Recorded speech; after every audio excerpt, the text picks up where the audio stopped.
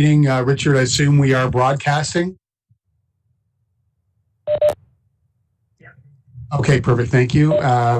And this is a continuation of our July the 14th meeting that we had technical issues from. So thank you very much, everyone, for circling back today with us. So we have an addition on the agenda, and that is an overview of our strategic planning process.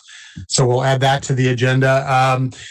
Ms. Poffenroth, or City Manager, I think we had added a 1.6, which I have written down as community standards update. Are we still looking to do that today? Yes, please, Your Worship. It's just to bring everybody up to speed on the restoration of that service. Okay, perfect. Thank you. All right. And I know we have some guests that were on with us on July the 14th that we had to bring on and then say we had a hiccup. So I see Kit Hickey and a few others may be joining us in a few minutes. Welcome, Kit, today. Okay, so council will, or committee, excuse me, can I have a motion to approve the minutes of May the 21st? Thank you, Councillor Hickey, seconded by the deputy. Thank you. And on that question, all those in favor? Aye. Thank you. Anyone contrary-minded? Not seeing any. Thank you. And with your agreement, committee, I'd like to move, because I do believe Mr. Fogan is out of the office today. So with your agreement, I'd like to move his item, his update on strategic planning up to the first item on the agenda. Everybody okay with that?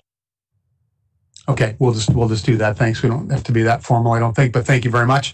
Okay, Mr. Fogan, City Manager, did you have any introductory remarks or just right to Mr. Fogan? Yes, please, Your Worship. Members of the committee, good morning. You are aware that there is an entire hierarchy of various policies and strategies that this city has been working on under this council's direction over the past 4 years, and we have made tremendous progress. The one significant strategy that we have not yet addressed, but Mr. Fogan will talk you through, is this notion of an overall strategic plan, if you will, a 10-year vision for the city of St. John. That document is important not only as a guiding document, but also just to clearly articulate the desires of a council for its term. So with that as an introduction, I will hand over to our Director of Intergovernmental Affairs and Strategic Affairs, Mr. Ian Fogan.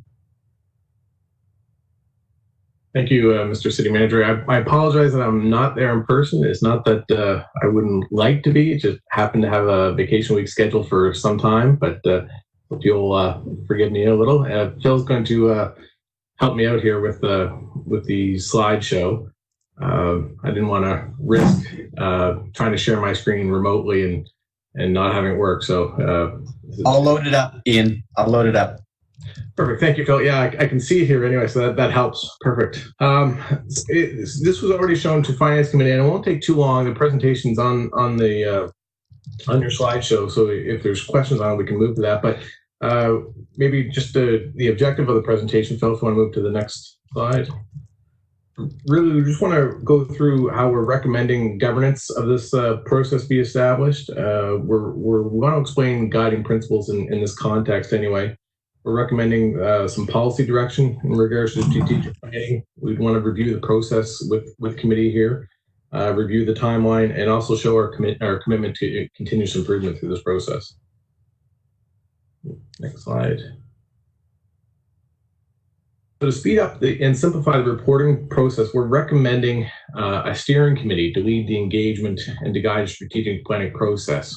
And we're recommending that one member from Finance Committee be appointed, one member from Growth Committee be appointed, and Council also select one member, along with 3 members of the public at large. And we're recommending that go through nominating committee to get populated. But this would allow the steering committee to make recommendations straight to council and speed up a little bit of the governing process. Next slide is a little on the scope of this recommended steering committee.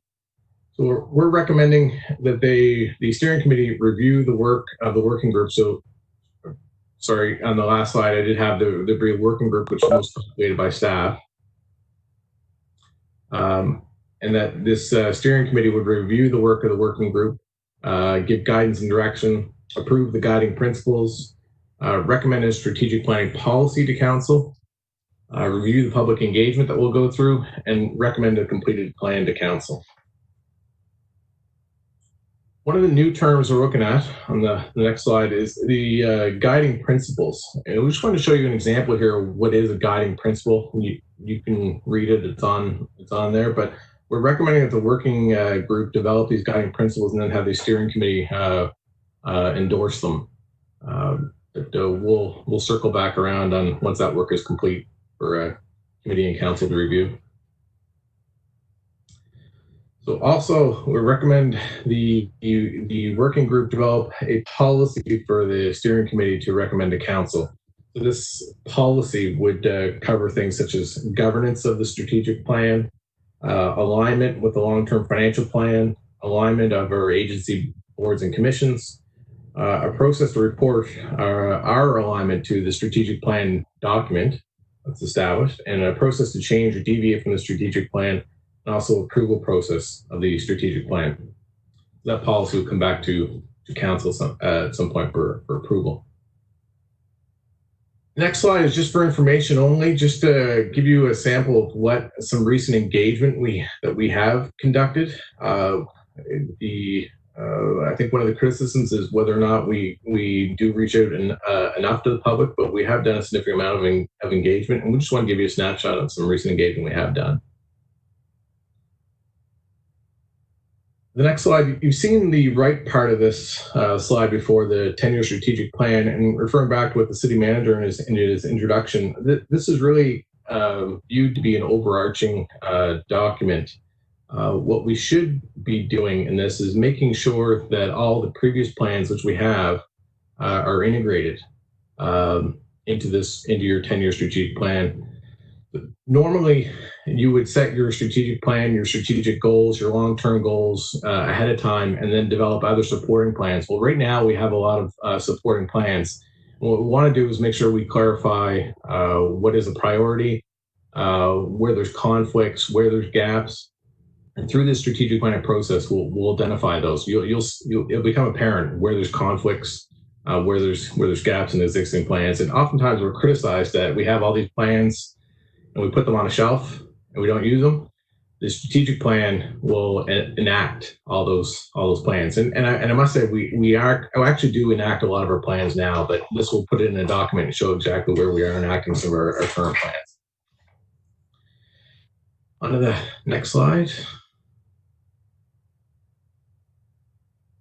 You saw this slide before in our last presentation. Just want to remind you what's contained in the strategic plan.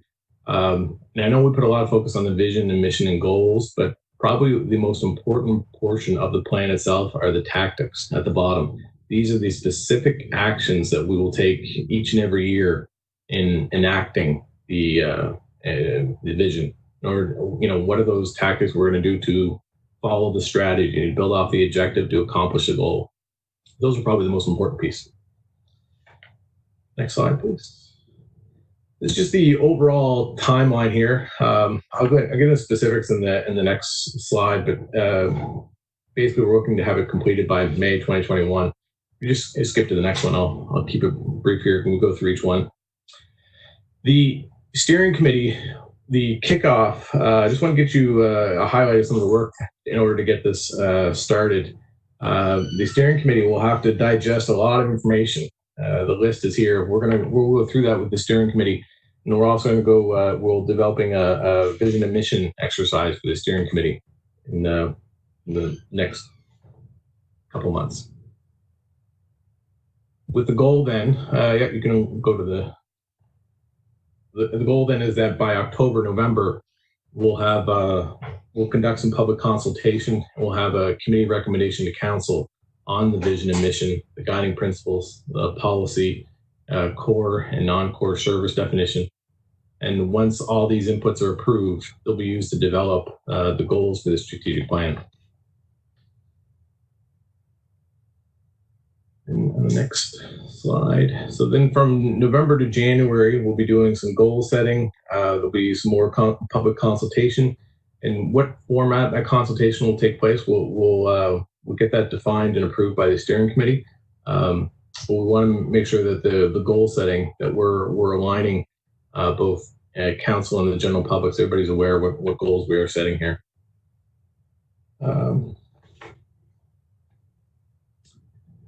And from January to March, we'll be using those goals to help establish our objectives, strategies, and tactics.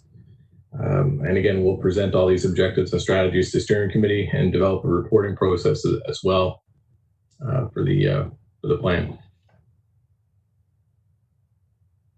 And then by about April, this should put us at a place where the steering committee is approving goals, objectives, strategies, and all the tactics, and approving the performance reporting process, and ready to give an endorsement of the plan by committee with a recommendation to council.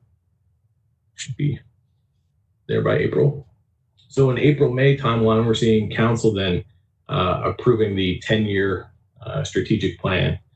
Also, we'll make any recommendations if we need to. We recently changed a lot of our corporate structure, but if there's any other changes that need to be tweaked, whether it's with our agency boards or commissions or internally, anything like that, that we might have a recommendation to change in order to fulfill the goals as outlined in the strategic plan.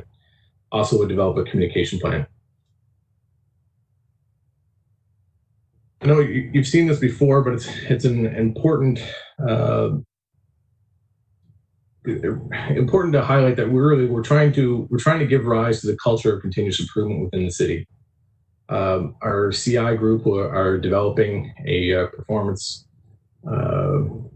reporting framework, and this is so you're going to see this again throughout this process. But as we develop the reporting framework, it's important to note that we are looking at this culture of continuous improvement. So there will be tweaks to the plan as we go. Every year there'll be slight changes, there'll be slight modifications, and that's exactly where you want to go. You want to adjust your plan every year, correct for any deviations in your direction, correct for any gaps or anything that's changed in the environment, and push onward. So with that, the recommendation is actually for Growth Committee. I apologize for that. It should just say committee, but this term is for Growth Committee to endorse the following, which is the proposed governance structure of the steering committee, the proposed scope of the steering committee, and the project timeline for completion of the strategic plan by May 2021. And with that, there's any questions? Okay, thank you very much, Mr. Fogan. If we could, perfect. Stop screen sharing. Committee questions, comments. Councillor McKenzie, off you go. Thank you, Worship. Ian, this is extremely interesting. I'm just wondering for the public now, could you explain the difference between a strategic plan, overall plan over 10 years, and all of the plans that we have, like Plan SJ, Play SJ, all of that? Like, is there a correlation or is there a conflict? How does that work? So there's a high degree correlation. So the strategic plan really brings together all those plans and puts it into one direction. So you can have conflicts in some of the plans you've already developed, but we'll find those when we go through the planning process. But just as an example, if we had a plan to build, double the number of recreation facilities that we have within the city, but you also have as a goal in your long-term financial plan a goal to reduce your infrastructure deficit or reduce your capital borrowing. Those kind of conflicts will come out in the strategic plan. But the strategic plan will also be specific in that it will implement portions of those other plans. So for instance, your neighborhood plan, your Plan SJ, Play SJ, and this is where I said the tactics are so important in the strategic plan, because those will show the exact the action that we're taking to enact some of those previous plans that you've already developed. Okay, thank you. Okay, thank you, Deputy Mayor. You're muted, Deputy. Yeah.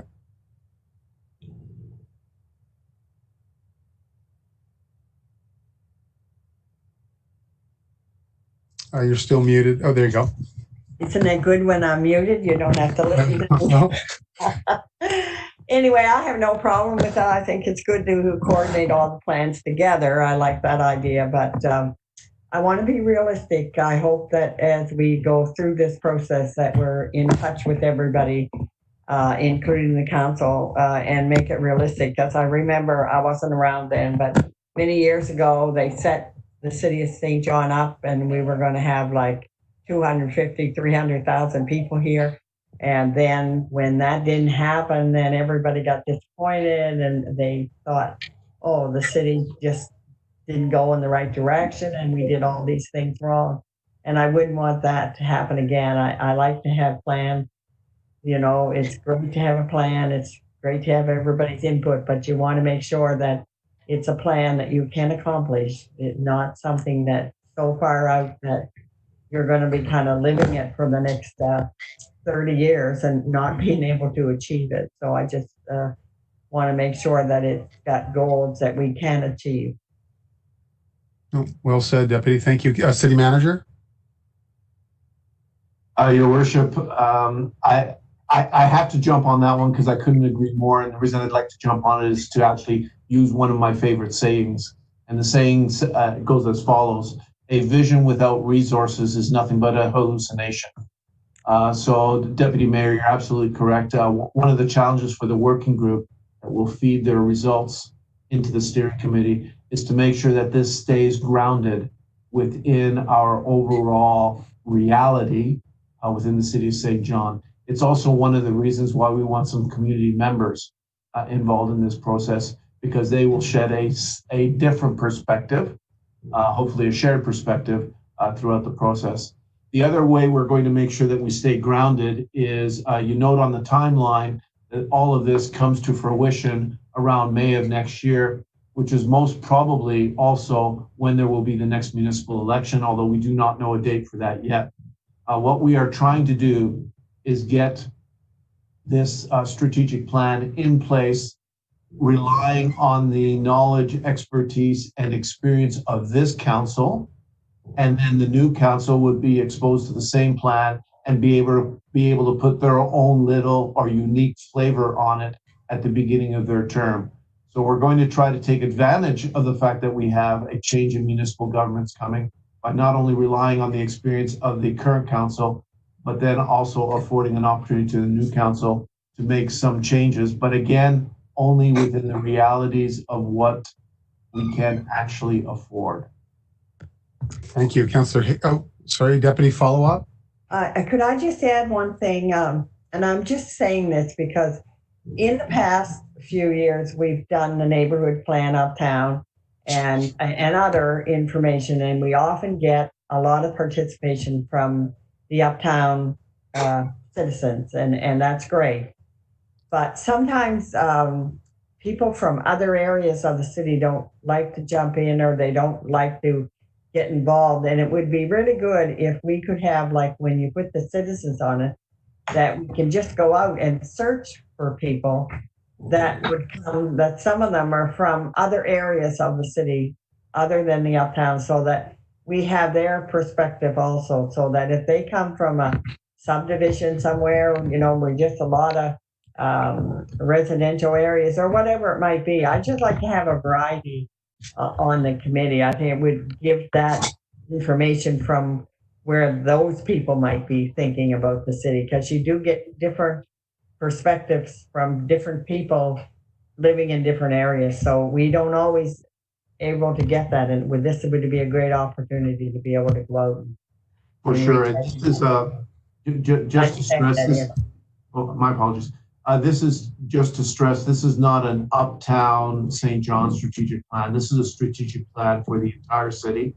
The committee itself, the steering committee, only has 3 representatives on it. So we can't hope to get the diversity we need from the entire city on the steering committee, but we will achieve the diversity we can achieve. Where the diversity will certainly be achieved, Deputy Mayor, is through our public engagement. And our public engagement will not be uniquely focused on the uptown. Our public engagement will occur throughout the city. And that's where we will ensure that we get the input that we need so that this becomes a City of St. John strategic plan and not an uptown strategic plan. Okay, thank you. Thank you. Councillor Hickey? Your worship, I think the city manager largely answered my question, but I guess my concern is around the tight timeline. I guess, city manager, I see the flip side of your point and saying, what if the timeline doesn't line up well enough and, we end up not being able to approve it within this council? What would a scenario like that look like? Well, I guess I would answer that by saying it's not the end of the world. There is always a common council in the city of St. John. We are focused on this timeline because we would like the input from both the outgoing council and the incoming council. If we achieve that, I don't think it defeats what we're trying to do here. I don't think it changes our overall approach in any way, shape, or form. I would classify it as highly desirable to get the input of both the outgoing and the incoming council. But there are ways we can manage this if, for whatever reason, our timeline gets delayed by whatever. Right. Okay. Thank you very much.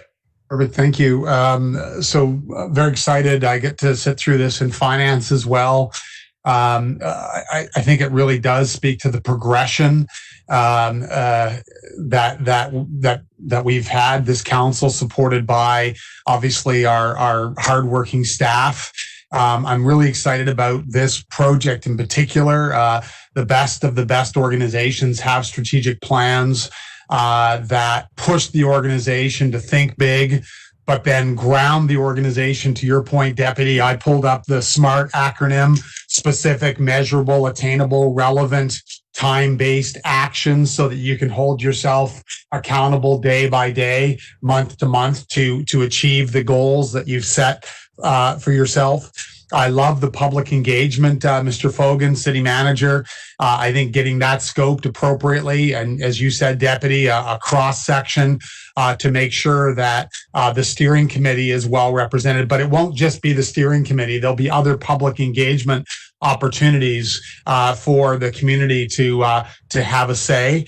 I'm incredibly excited by this one. I want to make sure that Mr. Fogan has the resources, both human and financial, necessary for this to be successful. And like everyone else, I hope, I'm not interested in, and I don't think anyone is here, including the city manager, Mr. Fogan, in creating a plan that goes on the shelf. We're interested in creating a guiding document that ties together our growth, our financial strength, reforms, and a vision for how this city can thrive economically, socially, and culturally. So as we work through this, we'll also have to think about how do we tie together to other levels of government as well, so that the city of St. John and the region can thrive. So really excited. Thank you, Mr. Fogan, and I'm looking forward to moving this forward. So with that, committee, can someone move the recommend? Thank you, Deputy. Seconded by Councillor McKenzie. Thank you. And on the question, I'll ask all those in favor. Thank you. And anyone contrary minded? Not hearing or seeing anybody. Thank you, Mr. Fogan. If you'd like to stay on the rest of the committee meeting, you can. But since you're on vacation, you can also, all kidding aside, thank you, Ian, for signing on a vacation day. Thank you, Your Worship. Thank you to the committee. Okay, thank you. Okay, committee, next item. We have, I wonder, Phil, as well, I guess, not to jump around, but we have our affordable housing in St. John presentation. We have Kit Hickey here with us. We have Narinder Singh with us. Any objection to moving that item ahead as well, just so folks can get on with their day after our presentation? Yeah, that works. Okay, so why don't we move to that? You probably told me who was going to make introductory. I'll assume it's you, and let's do that presentation, and then that way our guests can also move on with their day. Okay, over to you, Mr. Roulette. Great, thank you. Thank you, and through you, Mayor Darling, to the committee. Good morning. Very pleased that we were able to provide the committee today with a presentation on the city's role and efforts as it relates to affordable housing. We are extremely fortunate here in St. John to have such strong partners on affordable housing. We work with them on a different that. I'd like to present Ken Melanson. He was supported by a variety of individuals, including the three guests that we have in reviewing and providing feedback to this presentation, as well as staff from the Growth and Community Planning Department and GIS. So I'll turn it over now to Ken to offer our presentation. Sorry, Ken, just before you start, and I apologize, I didn't see your name listed there, Graham Savage. So welcome to you as well, and thank you for taking time today. And back to you, Ken. Thanks. Thank you, Your Worship, and good morning to you, members of Growth Committee. I think Phil gave a great introduction, and I couldn't put it better about the importance of affordable housing in contributing to the city's municipal plan goals of building complete communities. I'm just going to share the presentation here and we'll get that started. I just want to confirm everybody can see that okay. I'm just going to make it large here.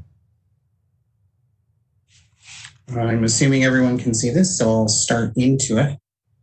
It's important to understand that, like I said, our municipal plan has a variety of goals, which is to provide an overall continuum of housing for various incomes, needs, densities, and residency types.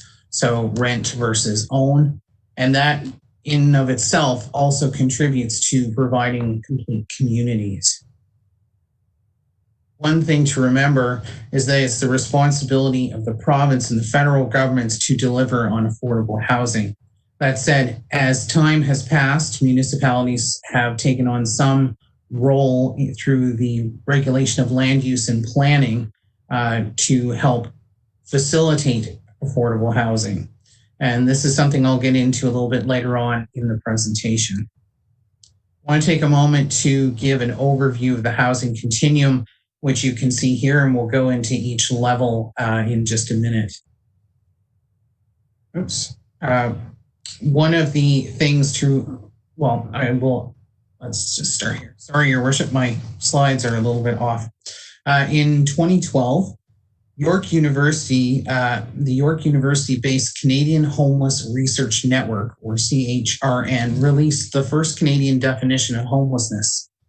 It described homelessness as the situation of an individual or family without stable, permanent, appropriate housing, or the immediate prospect, means, and ability of acquiring it. It is the result of systematic or societal barriers, a lack of affordable and appropriate housing, the individual or household's financial, mental, cognitive, behavioral, or physical challenges, and or racism and discrimination. Most people do not choose to be homeless, and the experience is generally negative, unpleasant, stressful, and distressing. Based on data from the 2018 Everyone Counts Homeless count, here in St. John, we have approximately 117 individuals that would be considered homeless. Emergency shelters are temporary forms of housing provided for those in need on a temporary basis to get people out of the elements for at least one night. These can include temporary homeless shelters or shelters for those suffering emotional or physical abuse. There are a number of emergency shelters throughout St. John. Transitional housing is housing that provides a form of temporary accommodation to those transitioning from homelessness or emergency shelters to a more permanent form of housing. And here's an example of a transitional housing project here in St. John. Social housing, this is often called social or community housing, is housing forms which are provided by public housing agencies or nonprofit housing agencies. These can also include housing cooperatives. They may have some level of care provided with this type of development. We have a number of examples of social or community housing here in St. John. So here's a couple of examples here in our city. Affordable rental housing, and I'll also cover off in this case ownership of housing, affordable ownership, I should say, is units that can be rented or purchased that meet the qualification of affordable based on the CMHC definition of being 30% or less of someone's pre-tax income. These units can be naturally affordable, so their price or rent charged or sold for can fit within that 30% pre-tax income bracket, or could be discounted through subsidies provided by other levels of government or special programs. They could also be reduced rents or costs because the units are part of a mixed income development. Different versions of the spectrum place subsidized housing in different parts of the spectrum, but for the sake of today's presentation, I'm mentioning it in this category. But it's important to understand there is a distinction. St. John is in the position that we are a very affordable housing market overall. We've seen a number of recent affordable rental projects of various models occur in recent years, and we've just received the application for the Wellington project. So here are some of the more recent examples. And as I say, we just received the permit application for the Wellington, and it is currently under review. Market rental housing is units where the rent is based on what the market deems to be appropriate. Units do not receive any rental subsidization or discounting, and rents can change year over year based on market demand and vacancy rates. Tenancies typically are monthly or yearly. We have a number of recent examples, including renovation projects of upper floors in the Uptown Core, but also a number of buildings either ready for construction or under construction now. So, of course, we have the project there in Milledgeville that was recently approved, 95 Wentworth, which is under construction, and the Telegraph Square, which is also under construction. Currently, vacancy in new construction here in the city is essentially 0%, which creates a unique challenge for housing here in the city. Market ownership is the highest level on the spectrum, and it's ownership of a home or condo where the purchaser has paid the going market rate for the building, no subsidy, and may or may not be at or above the CMHC levels of affordability. As I mentioned earlier, St. John is fortunate that housing costs across the city vary and are generally affordable. They're probably one of the most affordable housing markets within the province, but also in the country. That said, there can always be more options.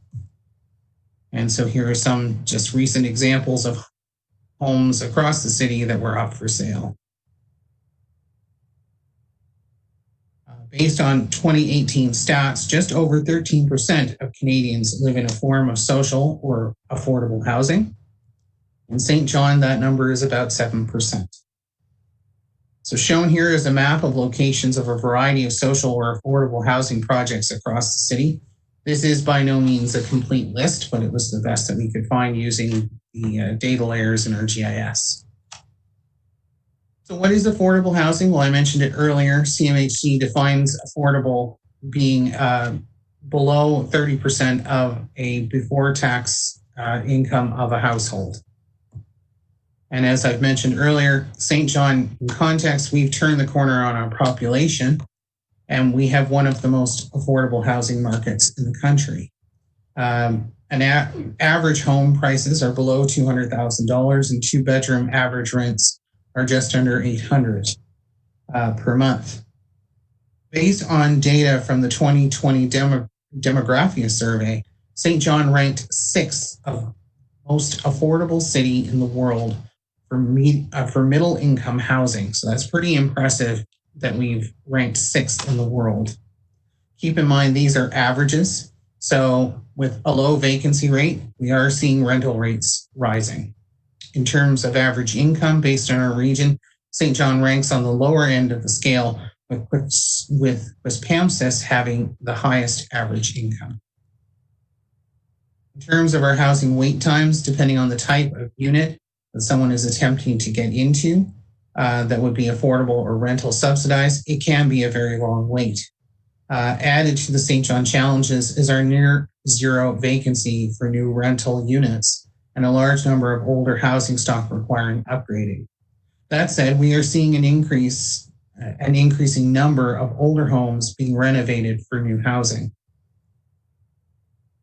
This graph shows the housing prices here in the St. John region. One of the major concerns of recent efforts to promote growth and change, or gentrification, is the concern that it will drive up housing costs and rental costs. Shown here is the track of average housing prices in the St. John region, and focusing on various parts of St. John versus the regional average in comparison to the Kennebecasis Valley.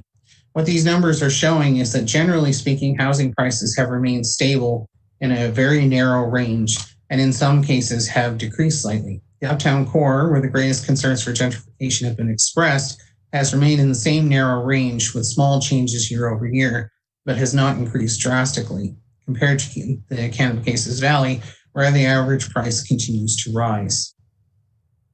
As noted from our special guests, we have a number of agencies for whom that we partner with, and we are really better off for having these agencies to partner with on the affordable housing file. While affordable housing is primarily the provincial and federal responsibilities, as stewards of planning regulations, cities like St. John do still have a role to play in helping to facilitate affordable housing. We have a number of different things in our toolkit to help aid in affordable housing, such as supportive planning policy in our municipal plan and permissive regulations in our zoning bylaw. An example would be amendments that happen to enable backyard and basement suites. That's something that major cities like Calgary, Vancouver, and Toronto are only just completing, whereas St. John has been a leader of these changes and quite inclusionary and has had them for a lot longer. There will also be zoning bylaw amendments coming related to mobile and mini homes for council's review on August 10th. The municipal plan also encourages complete communities, as we've mentioned before, providing housing for all income levels and tenures. We provide the vacant and dangerous buildings program to help ensure housing is safe and complete and compliant to minimum standards and inspections for that. We also have a variety of incentive programs for the peninsula to help unlock growth. One of the most important ways that cities like St. John can help out is to simply get out of the way, removing regulatory barriers to affordable housing projects whenever possible. We have done this here in St. John through removing parking requirements in the Central Peninsula. I mentioned secondary suites earlier, and we have a number of regulatory changes for mobile homes, mobile and mini homes coming up in public hearing in August. We can be partners and advocates on the issue of affordable housing by bringing developers and agencies together. We're always working with developers who are at the table, as well as discussing the issue of affordable housing on a regular basis throughout development applications and pre-applications. Preparing for this presentation has given the department some ideas on how we can further facilitate these conversations and provide more information to our developer partners. We also do research and analysis, which we can bring to the development community about the needs in our community, like the recent housing survey conducted by Develop St. John and the work started on the newcomer housing strategy. There are other planning tools available, such as density bonusing and inclusionary zoning, but these do come with challenges. Currently, inclusionary zoning is not allowed under the Community Planning Act, so it's not available to us. Our housing market is also unique in terms of limited return on investment. So density bonusing could add additional costs, which may actually create a disincentive to development. So we need to be careful and balance our approach. Going forward, the city will continue to develop and enhance our partnerships with various agencies to be a strong advocate for affordable housing. We will continue to enhance our customer service, to work to prioritize affordable housing projects through the planning and permitting processes, simplify regulations, and continue to monitor and research affordability in the St. John market in order to focus on providing a wide array of housing for various needs.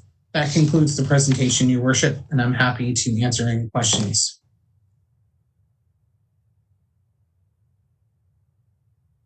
I had myself muted. Thank you, Mr. Melanson.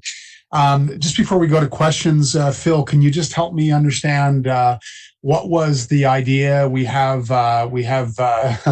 legends and experts in the supply of affordable housing in Kit, in Nerander. We have Graham in innovating, worked with government, knows programs inside out. What was the premise of the idea? Were we just going to chat with our questions to Mr. Melanson first? How did you see Nerander and Kit and others a roundtable? I just want to set the stage a bit here, Phil. Yeah, I think the best approach is that they are absolutely welcome to offer some feedback. I think Ken is well equipped to answer the majority of questions, but they're here for that particular reason. If there are specific questions for them as well, I think that's totally fair game. It could take quite a while if we kind of cycle through each time. So I think kind of ask your question. Ken would be knows them very well as well, and can kind of punt off the ones that he would be less comfortable with answering. Okay, Prue, thank you for that. Yeah, I would like to hear. I mean, again, I'd like to hear from. Understanding we've got some time, but some of the other agenda items are less important to me than this one. So I would like to hear from our guests as well, just in terms of the landscape and where we are and more importantly how we move forward. So okay, I think Councillor McKenzie, you had your hand. Okay, why don't you kick us off, Councillor? Thank you, Worship. Ken, thank you for the presentation. I guess from my perspective, I see a very large need for more affordable housing in St. John. And that may be because St. John has the highest poverty rate in the country. I see one of the slides has us at 7% and the rest of the country at 13% living in affordable housing. And to me, that particular slide tells me that we are way behind in our supply of affordable housing. If we have the highest rate of poverty, and yet we have the lowest rate of households living in social affordable housing, that means we need a lot more. Now, I could be wrong on that, but that's the way I interpret it. I guess what I'd like to know is I'd like to know from our guests what it is that they see lacking, the gap, and how they see the city of St. John helping it. So I'd just like to go down the list, maybe starting with Kit.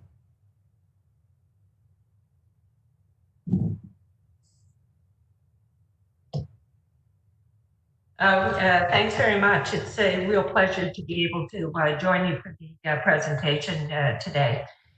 So I guess some of the challenges that we face is there are a few things. Typically, land availability is not a challenge. We know that we have very inexpensive land available. However, one of the challenges that we encounter, which has slowed down a commitment that we have to develop another building that is very similar to the 14 unit that we're doing in Victoria Commons, is when we see these parcels of land that are tied up in these messy situations. So, for example, outstanding property taxes, mortgages not being discharged, and mortgage companies not prepared to work with us to see that happen. Certainly with the new programs that are in place now, we are looking at developing more and more housing units. Another one of the challenges that we face in seeing more private development happen is our market rents and the lack of understanding of what affordable housing is. So oftentimes, developers do not want to include affordable housing as part of their development because they think that all that means is rent supplement units for the lowest of incomes. Whereas in fact it doesn't. When we talk about affordable rent, we are talking about what CMHC's definition is, that it's no more than 80% of market rent. Unfortunately, our market rents are quite depressed. And so that skews our ability to do that. And we have been working with CMHC to ensure that there is a qualification placed on that. Thanks. If you have more questions, please let me know.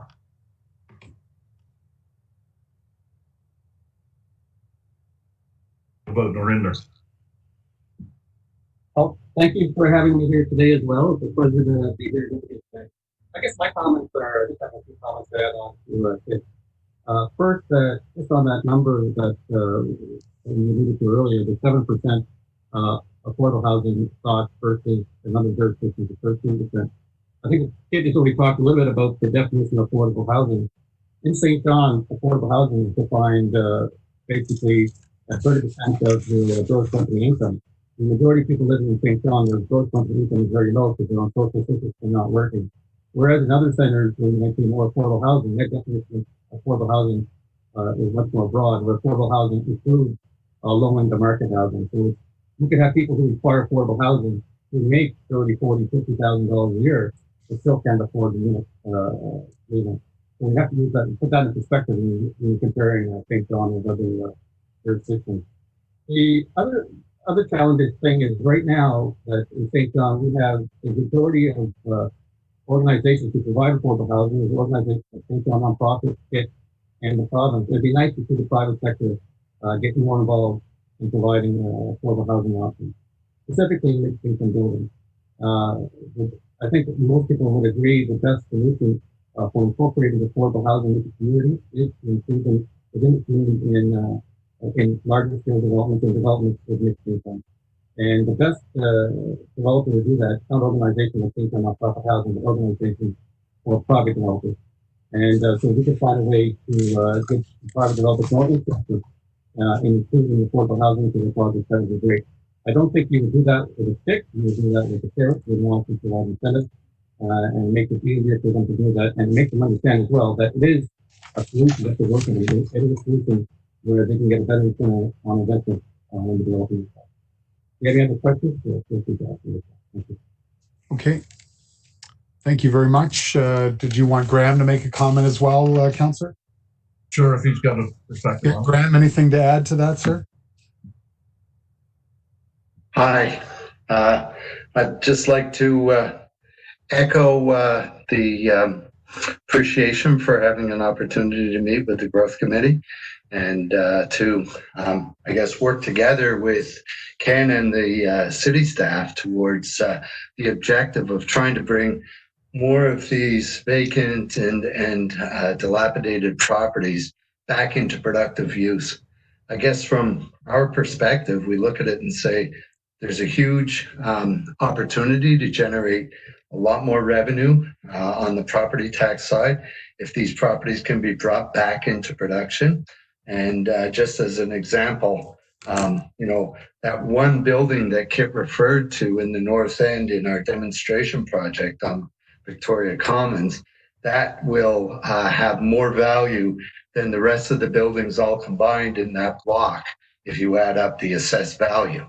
So it's a very stark opportunity, that presents itself. And I guess to echo what Kit said, it's really important, and we've been working on this, to establish good working relationships with the province of New Brunswick, of course, when it comes to forgiveness of property tax arrears on a property.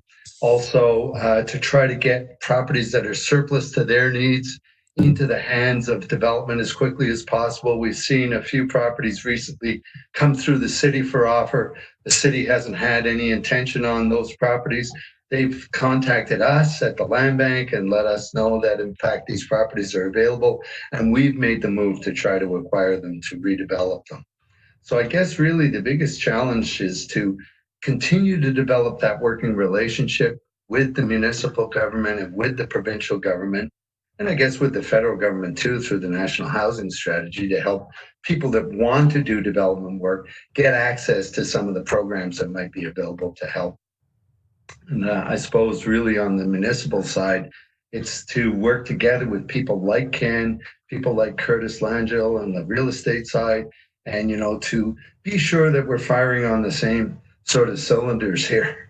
And if there's an opportunity, for example, for a dilapidated property to move quickly into the demolition phase, to move that as quickly as possible on some of these properties that are dangerous, why the quicker that happens, the quicker that we can get our hands on them and move them forward for development.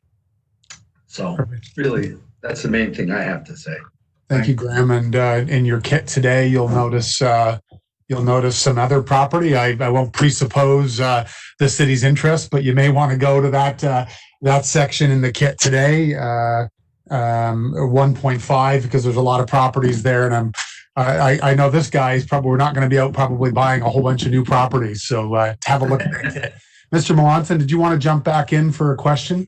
Thanks, Your Worship. Just to add to the comments from everyone, and I thought they were great. One of the things that this conversation and creating this presentation has enabled us as a city organization to start talking about is how can we continue the conversation of affordable housing with our developers. And so when we're having pre-applications on residential developments, that's actually a piece that we talk about up front on every application that comes in the door for residential development. So that's something that we've changed. The other thing I would mention just for council and growth committee members is, as we were preparing this project, we did meet with Graham Narinder and with Kit. And one of the things that we took from the meetings we had was this opportunity, I think it was one of Narinder's projects, to showcase that as a piece of information to give to developers when we're talking about mixed market projects and a few of those things. So we'll be following up on that idea as a way to continue to promote this idea with our applicants in the development community. Okay, perfect. Thank you very much, Mr. Melanson. Deputy, I think, did you have your hand up? And then I'll go to you, Councillor Hickey. Deputy? I just wanted to say thank you to everybody. I mean, this is a very important issue for all of us, and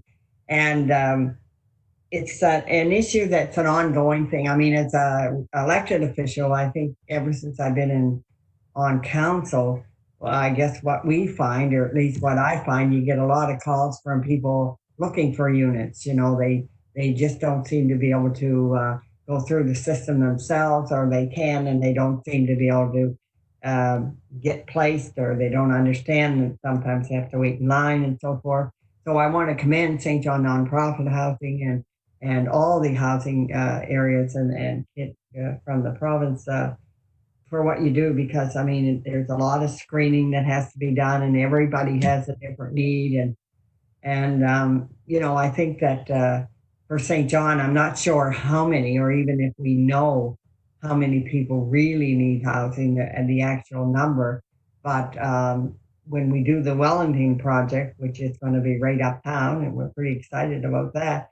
So I hope that we'll be able to help accommodate some of those folks if they want to live in the middle of the city and close to everything. And it's going to be a great project. So the city needs projects like that, and I'm really complimentary of St. John Nonprofit and all the other organizations to do this, because they do a lot of work in accommodating people. If I had one concern, sometimes I think that large families, like if somebody has a number of children and, they're below the poverty line, and it's harder for them, I think, to find accommodation. Like when people are single or there's only one or two people, it's easier. So I don't know how we overcome that, but sometimes I know that people are looking for houses and they may have 2 or 3 children, and that's a lot harder to find accommodations for them. And I don't know if anyone wants to comment on that. They don't have to, but I just find that in dealing with public. So I do appreciate what everybody does, and Ken, it was good presentation. Thank you. Okay, thank you very much, Deputy. Councillor Hickey.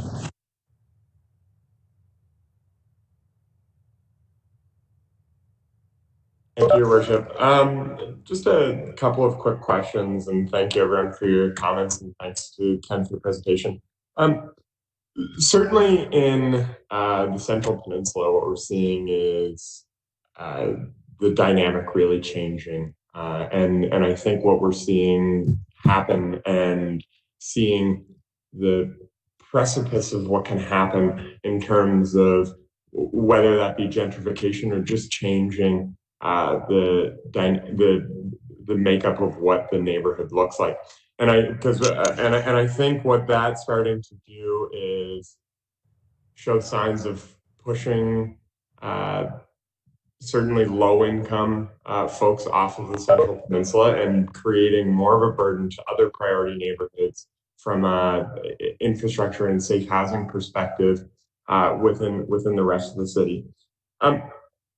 So I guess my question to Ken, and certainly an example that I have always appreciated and one that I've admired of municipalities taking strides on, are examples like Montreal, where where based in development framework, certain portions of development projects either have to be sanctioned for affordable housing or a portion of the cost of that project, whatever that may be. I think it's somewhere around 10% in Montreal. I'm not 100% sure.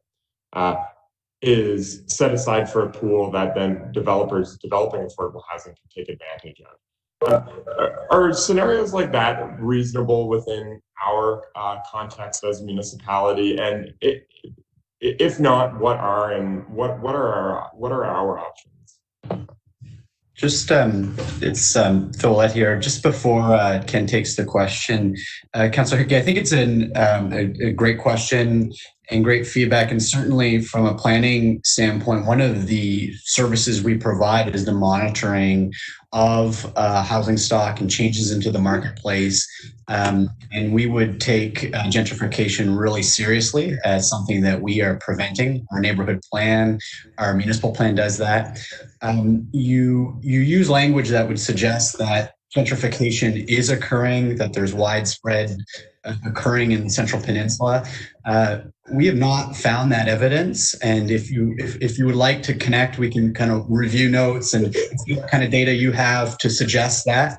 There continues to be challenges that we face as a community, as a Central Peninsula, and we are monitoring it, but we would not characterize the Central Peninsula as a gentrifying place at the current time. No, and my apologies for giving that information, Phil. I guess my statement was more so, as the community grows and as we're seeing development take place on the Central Peninsula, I think having the conversation around what the future of the neighborhood looks like from a gentrification perspective, and having been on the neighborhood action committee and knowing what's in the neighborhood plan, I think we're doing our job of making sure we can address that. I guess within the context of the changing nature of the neighborhood, I think it's the conversation we need to have. But I understand your point, and I do agree with you.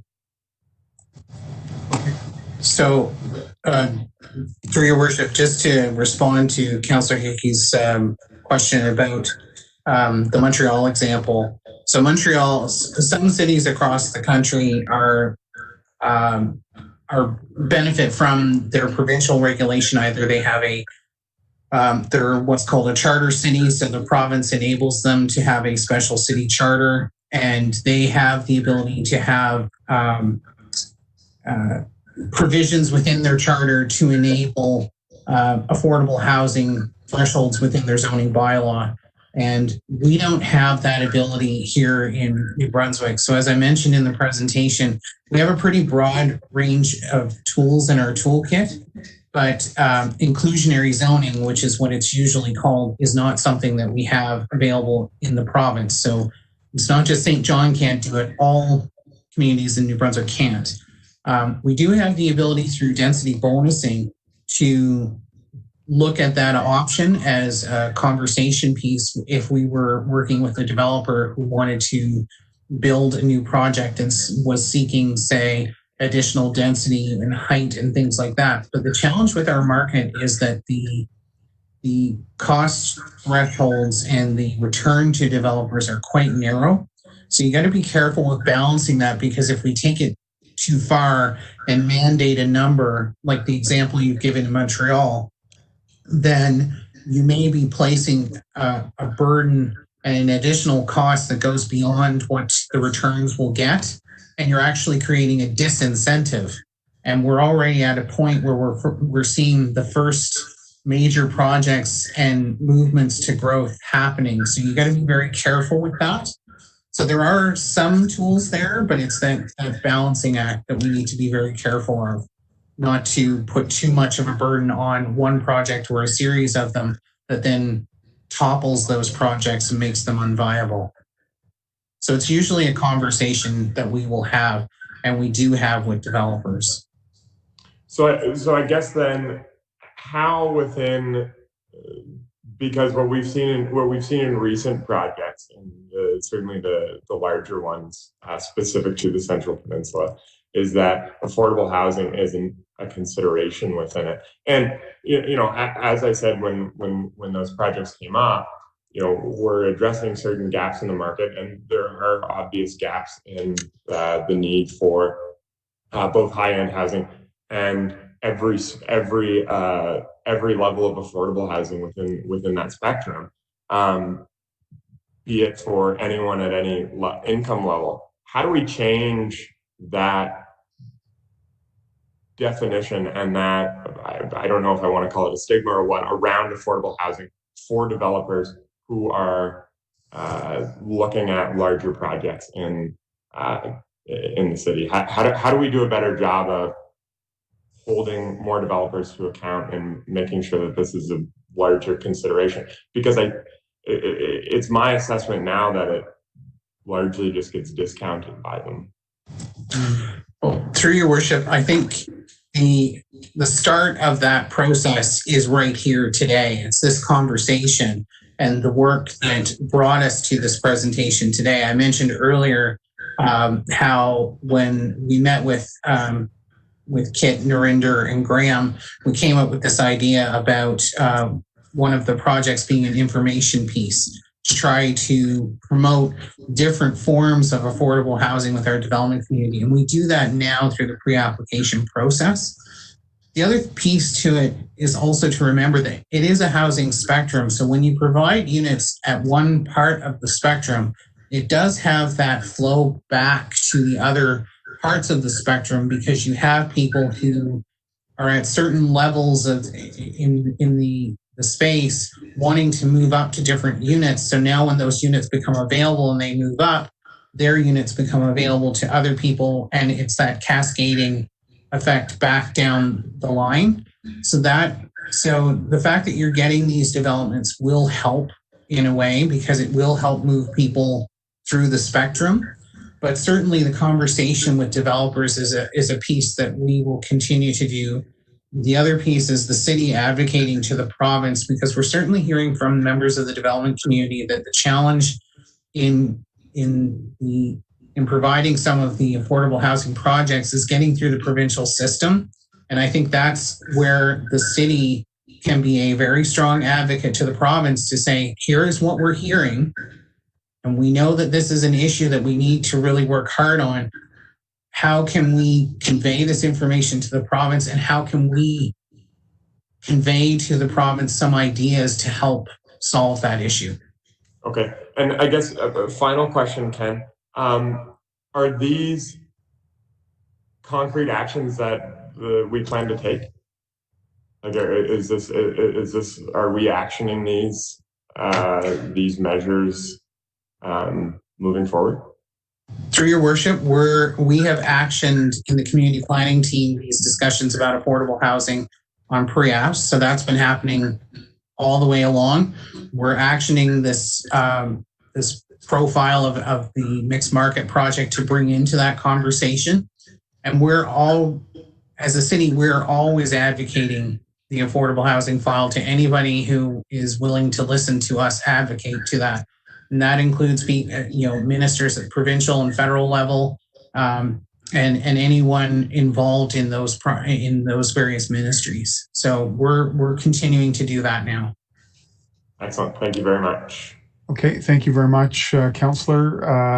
I've got a couple of comments, questions myself. Thank you again. I've I think I met, I'll come back to you, Councillor McKenzie. I think I met Kit in particular, and then maybe Narander, Kit some time ago, many years ago. I don't remember how long, Kit, you've been a champion for a long time. I think I was working on some affordable housing projects in my former life and called Kit up for some advice. How do you navigate? How do you work through the NIMBYism? How do you work through this? That's how I met Mayor Mike O'Brien, who's been a passionate advocate for affordable housing. And in some ways, to Narander, to Kit, to Mayor Mike, to the champions in all of the cities, it's amazing anyone still has their hair from not pulling it out, because it's in some ways perhaps we're still having some of the same conversations in 2020 that we were having in 2010 and 2008. So I guess a couple of comments for me.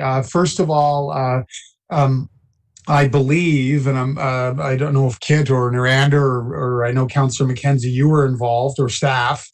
I think just prior to COVID, there was going to be a gathering coming together with CMHC and advocates and city staff and a whole range of folks who were going to come together and spend at least a day, if I understood it correctly, talking about affordable housing. Where are we? Where are the gaps? How can we move forward? Can I just get a quick? Do I recall that properly? And has that been rescheduled? I know COVID has caused us to cancel a lot of things. Has that been rescheduled?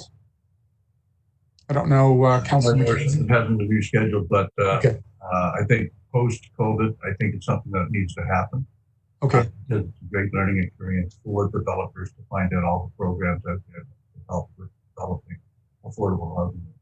Okay, so did I characterize that, Councillor, properly? Can I call it a summit or a stakeholders event? So just so the public knows, there is an event where CMHC, developers, nonprofit housing, the city, we're coming together. It just got postponed, and we'll look to get that.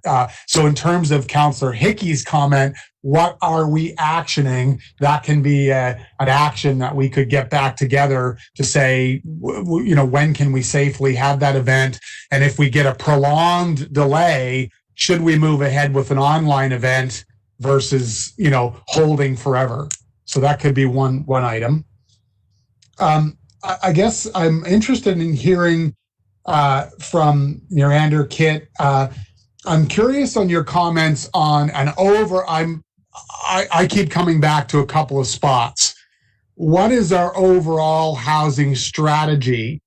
And again, we've talked to municipal plans, Central Peninsula neighborhood plans, but what is our strategy? Would it benefit to us to have a strategy to tie all forms of housing together so that we can go with focus to municipalities, the province, and the federal government in terms of funding? Do we have enough, or do we need something there? And the second question I have for those in the nonprofit housing business, can you speak to what were you building units for in terms of cost in 2010 versus what are those same costs in 2020? So do we have enough strategy today, or does that need to be improved? And what have you seen in terms of your costs 10 years ago versus today? And I guess maybe Kit or Narander, if either one of you could make some comments. Well, Narander, I can comment on the cost because I'm in the midst of building development and the development rent support project 10 years ago. So the costs have definitely increased over the last 10 years. And we're still looking at COVID is also another unknown right now that's starting to cost of this issue of supply chain things and whether we can get the fares in time and construction delays. Back in 2010, when we constructed buildings at that time, for construction costs, we were using around $100,000 per unit on average with that construction cost. Rent support turned out to be a little bit higher than that, but that was pretty good. And right now, in construction costs on the Wellington, we're probably in the range of 160 to 180. Okay. They've gone up significantly. Now on the Wellington, I have to qualify that because the Wellington is such a project. Passive house, they're using Aspen's or universal design. So it's not a fair apples to apples comparison because the Wellington is also a very productive project. No, that's thank you, Neerander. I think we're having a little bit of trouble hearing you, but I think what you said, and maybe you can give me a thumbs up, was that about 10 years ago you were seeing about $100,000 a unit per cost. Today, with the Wellington qualified, that it's a spectacular building. You've got some commercial on the ground floor. You're going to see probably in the range of 160 to 180 per door. That's right. Just for construction costs. The total construction cost of the project being well over $200,000. Yeah. Okay. Thank you. And Kit, are you seeing a similar trend in terms of the increase in construction costs over sort of that period? Yeah, I don't. I have to admit, I really couldn't hear too much of what Narendra's response was. So what we're seeing is. 10 years ago, and it would be a building very comparable to the one that we're doing today. We were at about 95,000 per door, and today we're probably at about 140,000 per door. So one of the benefits of developing through the different programs certainly is that we receive capital grant through both levels of government, provincial and federal.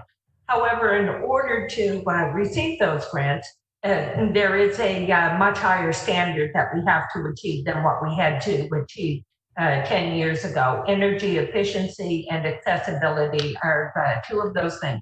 Not to suggest that they're bad, because most certainly they're not, but that certainly is something that has increased the cost of development from over the past 10 years. And just at a high level, Kit, you won't answer if I'm asking you a question you can't share, but just roughly, what would the provincial and federal capital grants be towards those construction costs? So in regards to the provincial program, the Affordable Rental Housing Program, for the nonprofit sector, we qualify for 100% of our units to be rent supplemented. So we would be eligible for 40,000 capital grant per unit, as long as we had rent supplement units on it. Certainly we all encourage mixed income development, and not to exceed 50%. And so if it was a 50%, then we would receive the 40,000 capital grant. With the federal program through the National Housing Strategy, the co-investment fund, it depends on what it is that you're applying for and qualifying for. So with there's a combination of capital grant, which has not exceeded 10% of capital costs. And so that is the interest-free forgivable portion of it. And then we have access to the financing with extremely favorable interest rates. They're less than 2% right now. Okay, perfect, Kit. Thank you very much.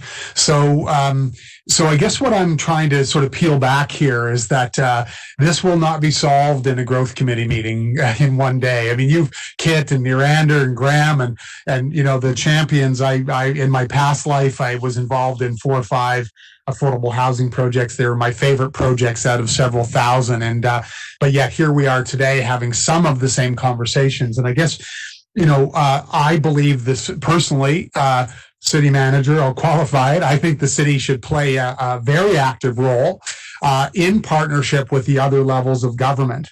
And I'm curious about, do we have enough overall housing strategy, in terms of the advocacy that we're doing, be it transitional housing, or the deputy mentioned, demographically, we might need some rental supply that is larger, because some of our newcomer families are much bigger families than what we're seeing traditionally here in St. John. But I think that it's in my opinion, it's incredibly complex. And if we're looking at that measure of 30% of income, and what we're really saying, I think, is we need a whole bunch of supply of $600 to $800 maximum, maybe even lower rental units. We could use as many as we could get our hands on. Well, I don't want to characterize, and no one was here today, but I don't want to characterize developers as bad guys or bad gals, because I had a conversation with a developer last night, and that developer said, I want to be part of the solution. But here's my reality. My door cost has doubled in the last 10 years. And when I run the numbers backwards, here's what I need for rent. And the numbers just don't work.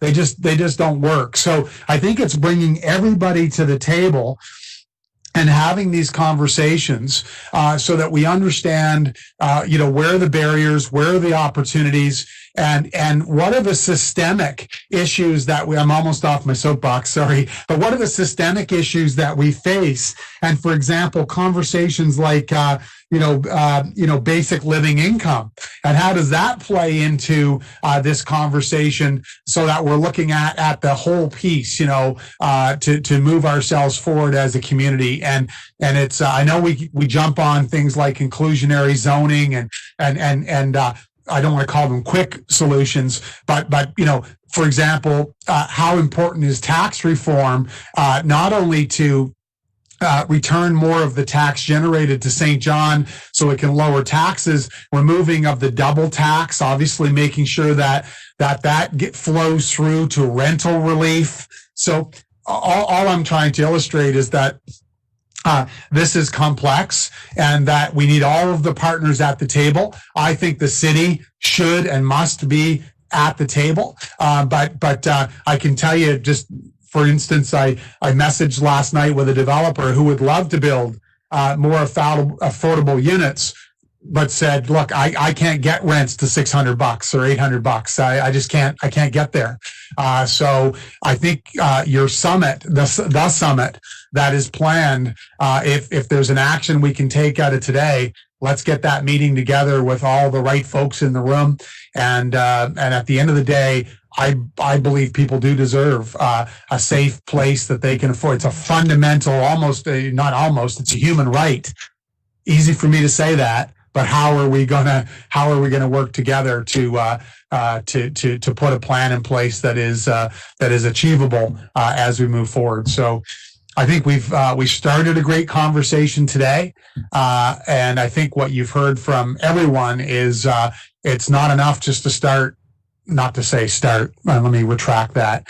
We haven't started it today. We've continued it today because Kit and Nirander and Graham and the city and the province and the federal government, they've been at the table for a long, long time. But how do we have the really honest conversations with each other that there are gaps, and we have to fill those gaps, and we have to keep moving forward. So thank you. Those were my comments. I think it's incredibly complex, but I'm really grateful to all of the champions that have day after day after day stayed in this important conversation. So thank you. Councillor McKenzie, did you have a quick follow-up? And then, for today, I think we'll move on. Thanks. A couple, Your Worship. Thank you. First of all, I'd ask maybe Graham, if you have the list of our committee, maybe we could send out an email and get an online meeting to start things rolling again.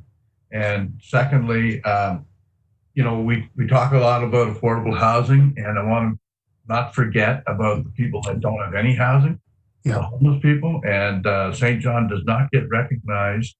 You hear about new housing structures in Moncton and Fredericton, and in St. John, we're not building new housing. What we're doing is we're taking people out of temporary housing and housing them permanently. And we're doing that through the by name list, through the development company. So that is a solution that is long-term. And we need to also think about working with, developers and landlords and find more homes for these people that are absolutely homeless. And we can do that as part of this bigger picture. We talk about an ongoing conversation. I'd like to make every growth meeting have an update on how we're doing on homelessness and affordable housing. I think we can keep on top of it. Having these conversations once or twice a year and having the committees meet in silos, I think is wrong. I think we need to bring it together. So I'd like to see that happen. And I'd also like to have some sort of a monthly update on how many permits we're giving out for high-end developments compared to how many permits we're giving out to, affordable units. When we talk about affordable units, you can say, well, they're $600 to $800, but then you also have your heat and lights, and you have your phone and all that other stuff, which can make it unaffordable. And we also have needs for 1, 2, and 3 bedroom. Yeah. There's a lot to it, Your Worship. I really appreciate this conversation today and the ongoing conversations that we're having with the CCH and our Committee for Affordable Housing. And just leave it at that. Thank you very much. Great points. And I think that, and again, sometimes folks don't like it when I say things like I'm about to say, but I think we should stay focused on it. It's a continuum of housing. And again, we shouldn't position one over the other, but we also can't leave out our partners who play, currently in our structure, which is, to your earlier comments, Councillor Hickey, about, Montreal or Quebec or Quebec overall or Ontario. And we've got a very different tax structure here in New Brunswick as well. So we need to make sure, if we're going to get into, regular updates, we need to make sure that our partners are at the table with us as well in the provincial and federal governments. And there's I think of folks like Brian Hicks and others who are also equal champions, Kit, and their end of the work that they do to try to serve the community. But I don't personally have a problem with the conversation, but we shouldn't do it in isolation of the provincial and federal governments who play a bigger role, frankly. I mean, we play a role, but the provincial and federal governments have ownership roles here. And if we're going to have that ongoing conversation, they need to be at the table with us as well. So, okay, can I have a receive and file for today, please, folks? Thank you, Councillor Hickey, seconded by Councillor McKenzie. And I'll call that question. All those in favor? Thank you. And anyone contrary-minded? Okay, thank you. Thank you, Nirander. Thank you, Kit. Thank you, Graham. It's not a one-off, I think, is what you've heard today. We need to continue to have these conversations. Thank you for the work that you're doing, and thank you to our staff today for preparing the presentation with your support. And I know the community cares deeply as well. So we'll continue to find ways. And the next step I'd like to see is the coming together in the summit, whether it be an online summit or a physically distanced summit. I think that'd be really a great next step. So thank you very much for joining us today. Okay, let me get my agenda back out. Thank you. Okay, I'll go back on our agenda to 1.2 committee. And remember, on July 14th, when the mayor's comments on regional economic development framework were on the agenda, we had not brought that to council yet. So for members of the community, and I'm going to ask the city manager if he would like to add any high-level comments, simply say that council did visit this item, which was basically a conversation and a recommendation to merge all of our economic development activity into one new regional economic development body. Council, I am very pleased to report, did unanimously support that recommendation, as did all of the other councils of Hampton, St. Martin's. I'm not sure if they did vote yet, but Hampton, Quispamsis, Rosse, and Grand Bay did. And we are now working toward a transition to kick off in January of 2021. With at a high level, one strategy will be developed, one message, one voice to stand on the shoulders, if you will, of the work of these organizations of the past to accelerate our growth outcomes and to grow and thrive as a region. So with that, City Manager, any comments that you'd like to add?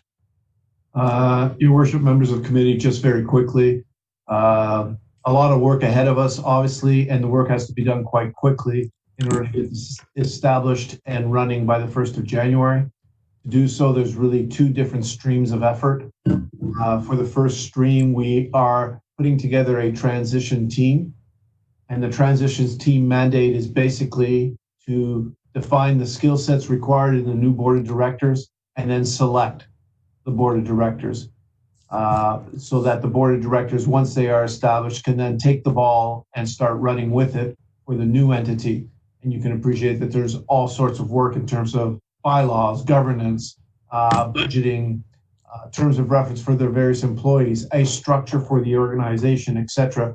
That will all have to be done under the lead, initially the transition team, and then the board of directors. That's the first stream of effort. The second stream of effort, which is equally important, is to properly transition from our current model, where we have 3 economic development agencies and also a large city contribution to economic development. And I say transition to the new model because these organizations will cease to receive municipal funding. They will need to wind down. But what is very important in this transition is to not lose the momentum that we currently have in terms of economic development and growth in the city.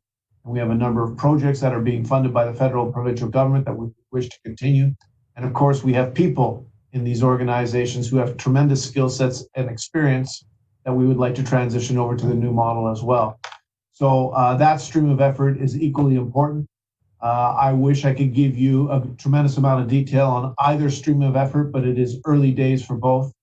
It will consume quite a bit of time moving forward to get it right, but certainly the staff of the city, and I know the outlying towns, is committed to putting in the time and effort that's required to both successfully stand up this new regional model and also properly transition our current model. That's all I've got for the committee, unless there's any questions.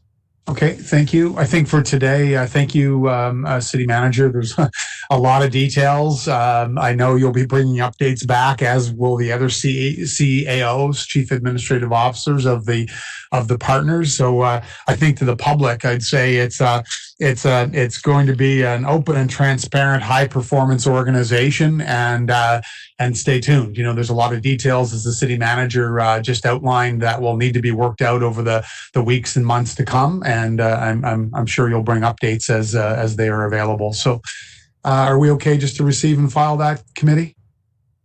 Okay, thank you. Motion, thank you, Councillor McKenzie, seconded by, everyone just turn their camera off, seconded by, somebody has to second that, or I'll just apply. Councillor Hickey, thank you. And on the question, all those in favor? Thank you. And anyone contrary minded? Not seeing any. Thank you. Motion's carried. Ms. Poffenroth has to leave us, folks, for another commitment. So I'm going to go to community standards and maybe just call on her for an update for this important area of focus. Ms. Poffenroth, you're muted, Ms. Poffenroth. Thank you, Herschel. Some point I'll get used to all this weather. I don't know how many months. Anywho, so just wanted to give an update on some of the services that we have restored in the last little while.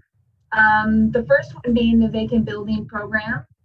This was suspended mid-March or late March when COVID started for us, and it was restored last week, starting with the rehiring of Ben Purinton, our vacant building manager.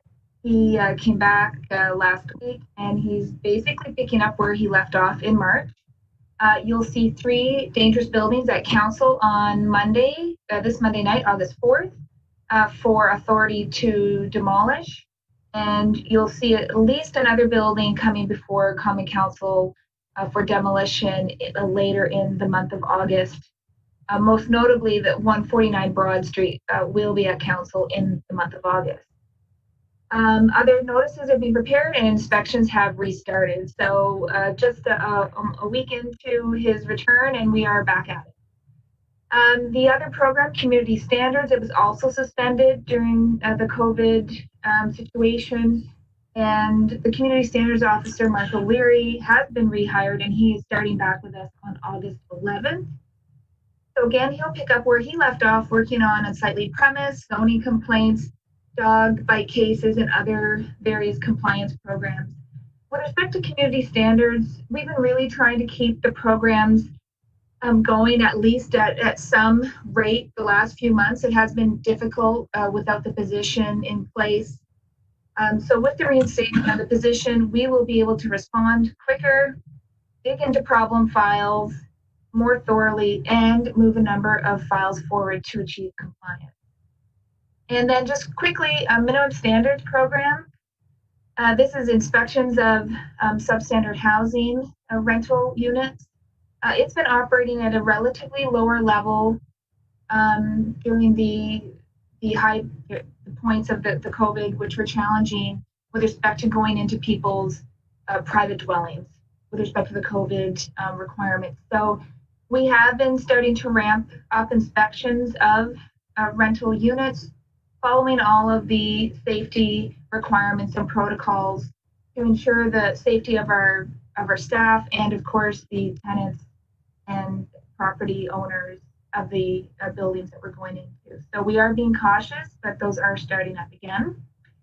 And finally, just on general building inspections, internal inspections are now taking place again, following all safety requirements and protocols. The one-stop development shop is open for appointments only for in-person, which has been going very well. But we have been taking permit applications and approvals applications over the phone and by email, which our client base really enjoys this, not having to come in. We can do things remotely and safely. And we are available to meet people in person if folks need more assistance or they don't have access to the computer. And as you've seen in the public announcement put out by our communications folks the other day, permits have been going it's been very busy, very high volumes, as I'm sure you've seen and heard about with respect to the home improvement stores in the city and supply issues that they are finding themselves in.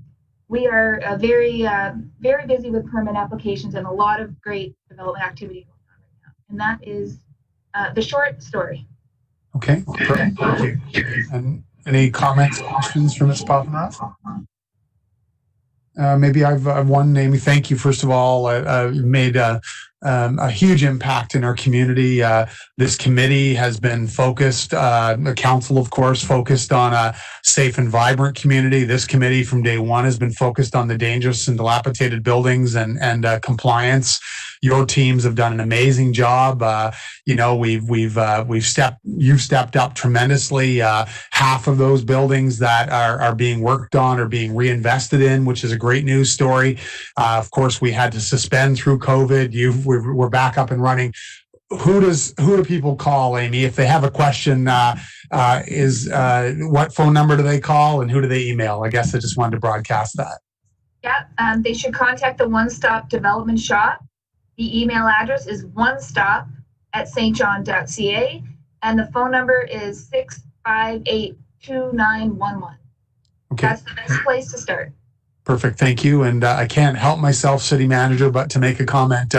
In our Finance Committee last week, there's a new customer service project that's coming forward. In the future, folks will be able to stop in person. They'll be able to go online. They'll be able to phone, and there'll be work orders that are created, and there'll be a whole flow to monitor where is that item that I called about. So I'm really super excited about that. City Manager, you wanted to jump in, sir? Your Worship, if I may, I think it's an important point just in terms of managing expectations.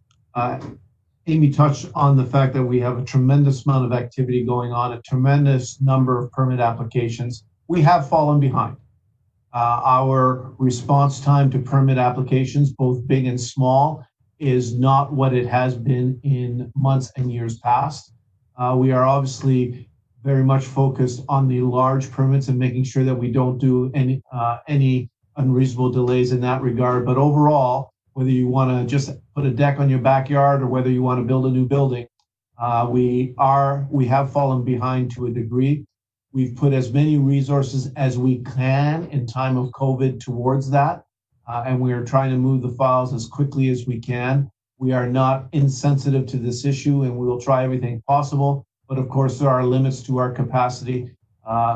In normal times, there's limits to our capacity. And of course, with COVID and our financial situation, those limits have just been exacerbated to a degree. But that we are aware of the issue and we are working through it as quickly as we can. Okay, thank you, sir, for that public acknowledgement. I think you challenge us often, and council's going to have to challenge itself, city manager, for future conversations about being everything to everybody, and choosing what matters most, what is a higher priority. And I think those conversations are the same types of conversations that any organization is having, and perhaps the strategic planning exercise is going to be a way to really work through some of those conversations in an important way. So. Okay, thank you. Receive and file. If there's no more questions, thank you, Councillor McKenzie, seconded by the deputy. Thank you. All those in favor? Thank you. Anyone contrary-minded? Not seeing any. Thank you, Ms. Poffenroth, for that. Have a great afternoon. We will go back to item 1.3, Economic and Community Recovery Programming. And I think, Mr. Roulette, you're going to take that one? Yes, through you, Your Worship, to the committee. I have actually developed a very short presentation for this, and it's visual. It's all images. So I would say if there's such a thing as a fun agenda item for Growth Committee, this might be it. I just wanted to give an update on all the recovery-related initiatives within the city. This will be going to council next week, a little bit more refined than just a verbal update, but thought I could share with that. As Growth Committee knows, upon its recommendation, council adopted a community and economic recovery strategy on the 25th of May. And there are really 8 projects that are being driven right now from that. There is not an interest to expand it to more right now, simply for resource purposes, but I'll give you a little update on each of them. The first one is the pop-up park, which is located between Loyalist Plaza and Fundy Quay. The site has been prepped, sodded, and there are picnic tables there. There's lighting. There's a partnership with St. John Energy to get lighting. There's also tree stumps from fallen trees from Rockwood Park that were used.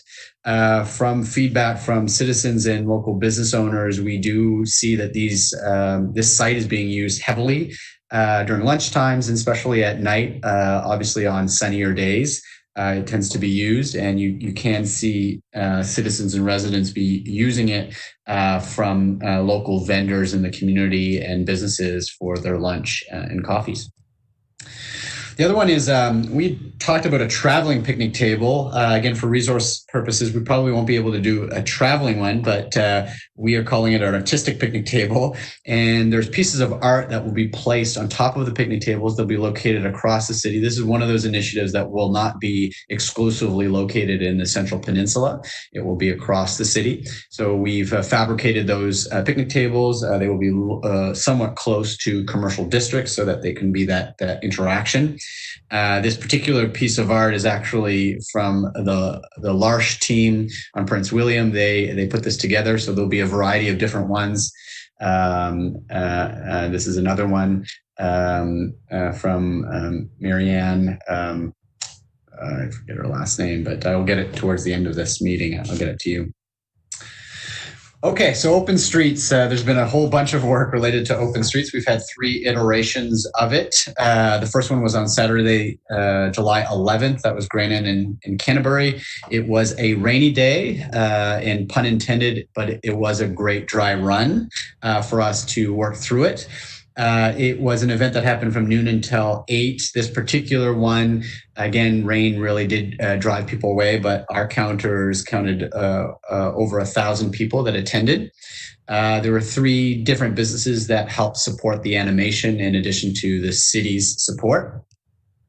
The next one was on the following Saturday, and that was Grannon Street and Germain Street. This one was a little bit more during the day, 10:30 to 4:30, and simply because of the participating businesses that supported the open streets. Maybe it was a really sunny day, maybe it was the time. It attracted a lot of young families, and it turned into a little bit more of almost a play street while also supporting, obviously, the local businesses. So you see a lot of kids playing around and utilizing some of those very easy to use, fun kind of family materials for that. This particular one attracted 1,600 people with 5 different businesses helping to animate the street in addition to the cities. The third one happened this past weekend. It was the largest geography in terms of the open street. It was Princess Street and Prince William Street. This one was longer, noon until 8. It was our sunniest day, hottest day. We also received support. We have volunteers supporting these, city staff, and this particular one, city market staff helped support it as well. This one attracted 2,200 people with 6 businesses who helped to animate. So of all these 3, we have no major incidents to report from a safety standpoint or social distance adherence. So we're very pleased with that. We have been collecting feedback periodically throughout these through businesses, and those businesses we have connected with have shared favorable feedback on the volume of customers they've received. We do think we still need some work to do. We need to notify businesses more effectively. We also need to notify residents and residents of the particular area as well. So I think there's more work to be done there, but we do believe there's sufficient evidence to continue on with this, and you will be receiving more details on that in the report going to council, but we are recommending to do 6 more for the rest of the summer, staying away from long weekends. So this coming weekend, we will not be having one, and we won't be doing that for the September long weekend, and we'll be turning them around every week outside of those. We also are looking to expand on the Germain and Grannon because there are businesses on Princess that are interested in testing it out. So we will have a little bit of a different geography for that one. We're also going to be doing some canvases this week with the businesses just to ensure that we do get their feedback in to inform that decision to proceed. So we'll be doing that. The next one is the 10-15-minute parking spots across the city. Council did approve this. It has gone through. It is all about the signage, and we believe the signage is close to being done. And by Friday, August 7th, they will be active as soon as those signs come up. And those are the locations across the city. The new process for applications for community-initiated street events, the 3rd reading will be coming next week to council. This is a massive accomplishment for the community and for community groups seeking to animate our streets. This will also be an opportunity for organizations and groups to think about animating streets in other parts of St. John outside of the Central Peninsula. So for those neighborhood groups and for those communities outside of the open streets focus, this would be really one that we'd encourage those communities in those neighborhoods to take that on. In terms of animation of Loyalist Plaza, we did select the successful proponent for the beer garden. It was Gahan House. They're already set up. Some of you might have already engaged with the space. The liquor license was delivered. You can see the pop-up park picnic table on the far left of this image. And from our understanding, they are active. They open for business, and they're interested in further animation in that particular site as well, which is great. The South Market Street pedestrianization is a go. There's a little bit of an issue about getting this gate installed, so that's been a little bit of a lag, but it should be done by mid-August is the plan. And again, due to resource constraints, just installing it set back a little bit, but we have all the materials and ready to go. The Thursday night market, we're on our 6th iteration. This week will be the 7th iteration. There's probably approximately 1,000 people that would show up to each one. Crowds have grown up to 2,500 though. It is a great event if you haven't already. Vendors that aren't participating are interested in participating, so there's a possibility of expansion. It does go into the night. It is quite a pretty site to interact with. The other kind of interesting facet of it is for more social distancing, there was space created on North Market Street, the brother or the sister of South Market Street. And it's being used just for kind of seating area during the night market. And every time we put more tables, just more and more people use it. And it is quite a little bit of an interesting facet that people will really utilize that space for sitting down and enjoying the treats that they pick up at the Thursday night market. So that's it for my presentation on just an update on how we're doing on recovery-related initiatives. We'll continue plowing forward with this into the coming months.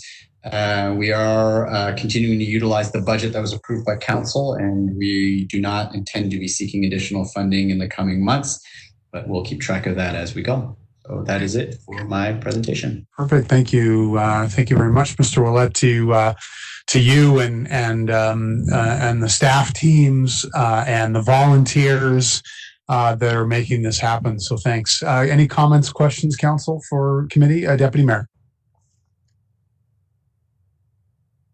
Thank you, Your Worship. Thank you, Phil, for your presentation. I just wondered, I've been up around town and I noticed there's a few more people around now in the evenings and things are looking up a bit. So I'm glad about that. When we we don't really track people where they're from. So I was just wondering if we have any feedback from any of the businesses on where we have the streets closed on the weekend, whether the people that are visiting the businesses, are they from everywhere in the city, or is it mostly uptown people, or are we actually attracting people from other areas of the city or tourists? I think our goal was that hopefully people would walk on these open streets from other areas of the city too. So I was just wondering if that's happening, or is it may be too soon yet. Do you have any information on that? Great question. We don't have the level of detail that you're looking for. We are going to be canvassing the businesses this week just to kind of quantify what we've done. Is for each open street, we're seeking the feedback as it's happening. What's happening in the business? Is it okay? Do you need us to adapt? What's the story? Are you getting more volume? And the feedback that we've gotten is that a lot of repeat customers will come back on that Saturday and they want to know their opinion. And their opinion for those have been that it's been a welcome addition. There is some challenges still, though. Some folks need to park further away to attract, and that can impact the business. So we were monitoring that. They do indicate that there's just a higher volume of new customers coming in. So I would suspect that those new customers are from different locations. I don't know if the tourists have come in from other parts of New Brunswick or from our bubble in the Atlantic provinces, but that's something to look into. I suspect we could get that data as well because there is contact tracing that happens at restaurants regularly. So I might try to pass that on to Discover St. John, among others, to try to track of customers that are being tracked for contact tracing, how many of them are locals versus outside of the city. So good question. Okay, thank you very much. And I also want to mention, Your Worship, that because I've sort of looked around, especially in the evenings when the weather's nice, we've had a number of people up in King Square.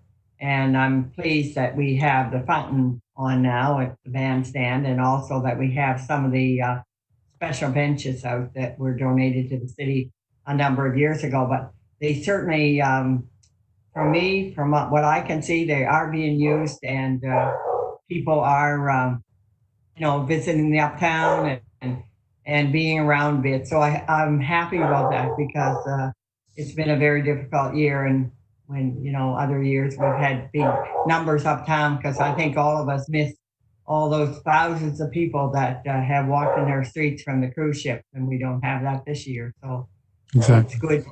Some people are kind of filling in the gaps, and they're taking their time to go uptown and have a look around. So that's great. And Market Square, even down on the boardwalk the other night, there was a number of people down there, and that's good too, because the uptown restaurants are, it's difficult times for them. So it's good for people to go out and use the local restaurants. Okay. You live uptown now, but you're one of the uptownies. A number of us live in other parts of the city, but we're very important in St. John too, and you need us uptown. Okay, thank you, Deputy. So a couple other just quick comments here. First of all, thanks, and to your comments, Deputy, good comments on the data collection. I can tell you I met a couple at the open streets on Saturday from Halifax. I met a lovely couple. We had a nice chat at the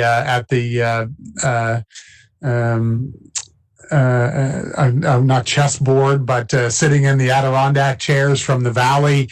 who are really complimentary of not only all the great decisions that the city's making, but that they would invest in this type of innovative approach. I had a chat with some of the retailers on the street who thought it was very positive, and they were seeing an uptick in numbers. So I think it's very positive, Mr. Ouellette, and to you and your team and the volunteers again. And I think I just sort of summarized the couple from the Valley we're chatting. Like, at least you're trying something, is what they said. Like, it may not be perfect. It's sometimes it rains, and sometimes folks have to walk a little bit further. But I think folks, what I'm sensing, Phil, is that folks like that we're trying some innovative approaches. So thank you. I'm glad to hear that we're gonna keep going. So, okay, with that, can I have just a receiving file, please? Oh, sorry, City Manager, you want to make a comment first? Yeah. Your Worship, if I could, because Mr. Ouellette won't tout his own horn or that of his team. I'd just like to build on your comments and publicly recognize, first of all, Growth and Community Services for the amount of time and effort that they have put into this. When this first started, we thought we would get all sorts of volunteer community support. That hasn't materialized yet. We have had some, and we're very grateful for that. So our team has had to step up in a very significant way to help animate those streets and organize this. And I would also be very remiss if I didn't recognize our Transportation and Environmental Services organization, and in particular our outside workers within that organization who set up these streets every week in order for them to be open to pedestrians and closed to vehicle traffic.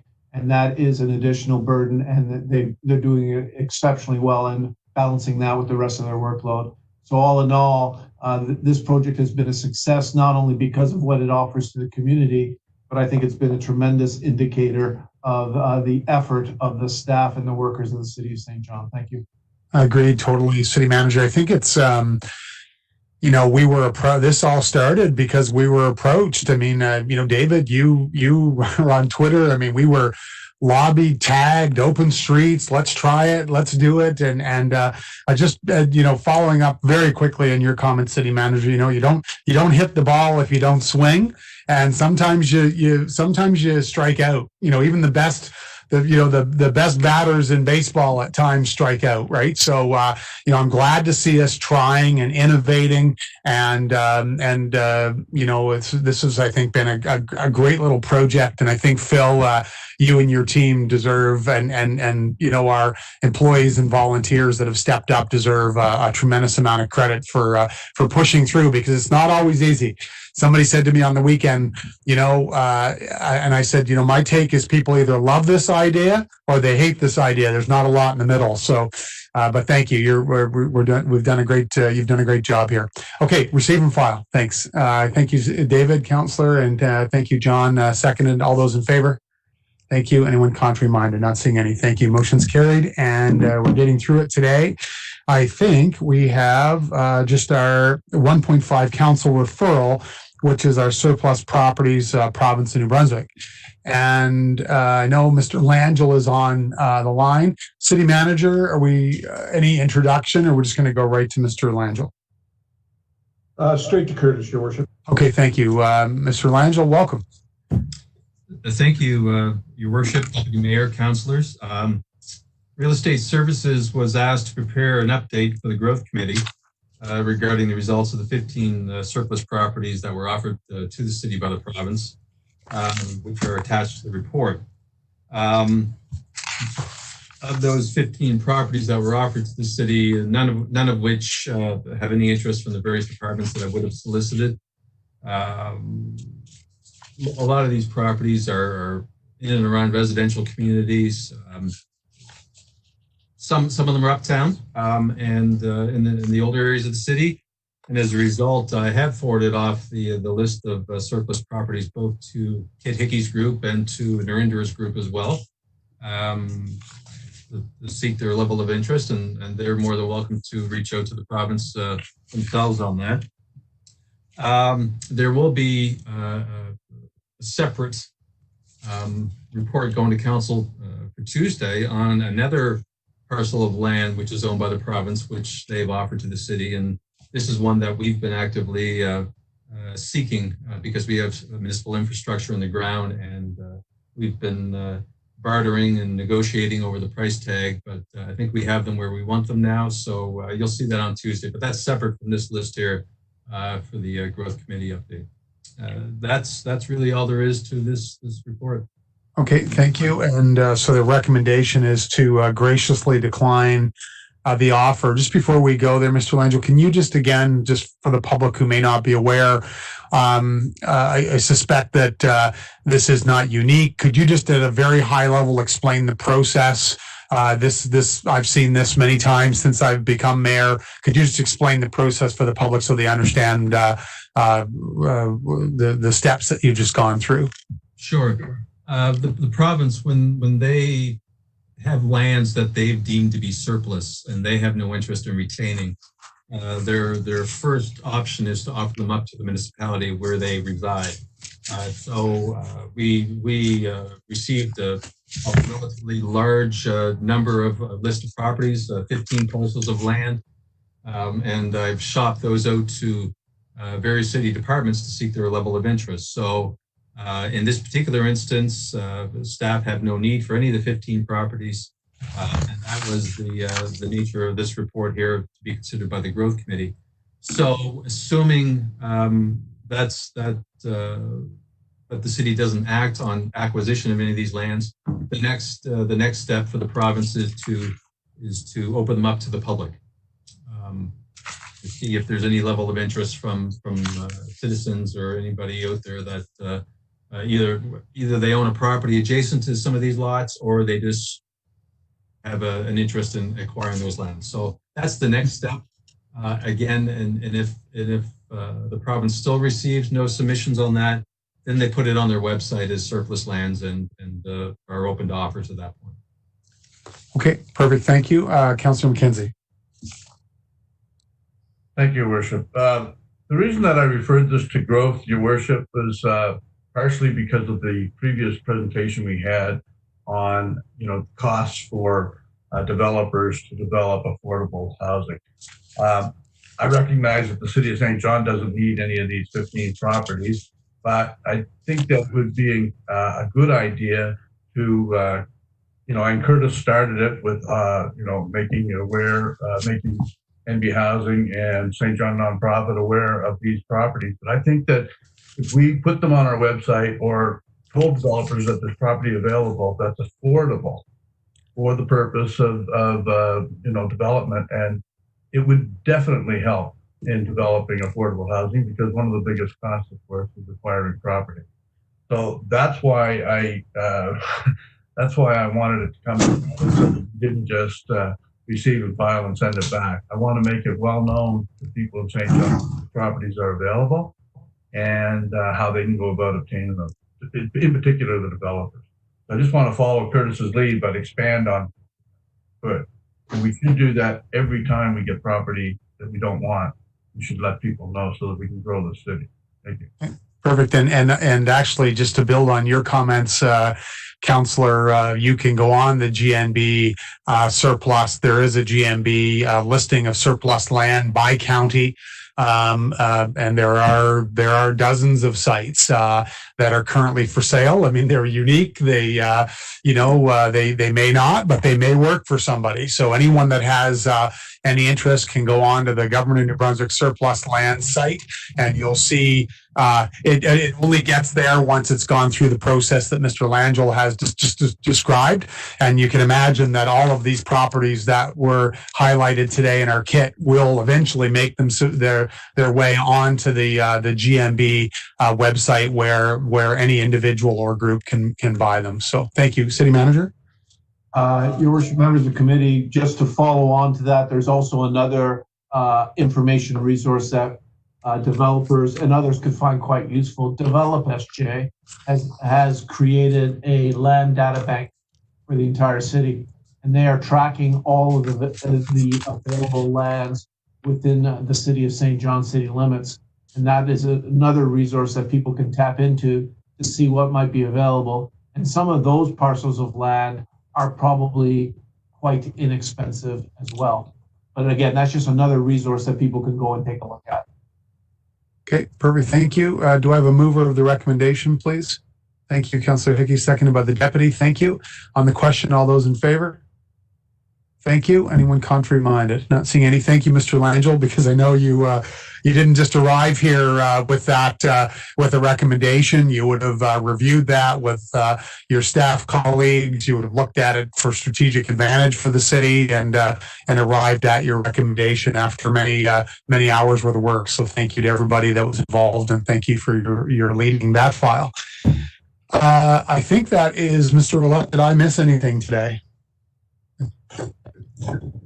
That is all. That is it. Okay. Thank you. Well, thank you, committee. Thank you for your patience. We had that technical issue back on July 14th. Today's kit is between, open and all the items that were prepared for closed, hundreds of pages. So thank you again for all of the work. Nice to hear today. We talked about a range of incredibly important topics. We had our economic development framework and the positive news about moving forward as a region. We had our affordable housing discussion, which highlighted not only the leadership that is already taking place, but some opportunities to move forward. We have some actions. We reviewed our community standards program and how that is back up and running after a bit of a siesta due to COVID-19. We heard about a strategic planning exercise. It's going to have not only a steering committee, but a public engagement component that is going to lead the focus and the direction over the next 10 years, but with smart and measurable and attainable and relevant and time-sensitive goals. And we just reviewed some surplus property. So all in the day of a growth committee. So thank you to committee members. Thank you to staff. And we need a motion to adjourn, please. Thank you, David, and to the deputy mayor. Thank you. All those in favor? Thank you. Anyone contrary minded? Not seeing any. Thank you, everyone. Have a wonderful day. And looking down at the pop-up Gahans and the pop-up park, get out and use these great spaces. So thank you very much, everyone. Take care.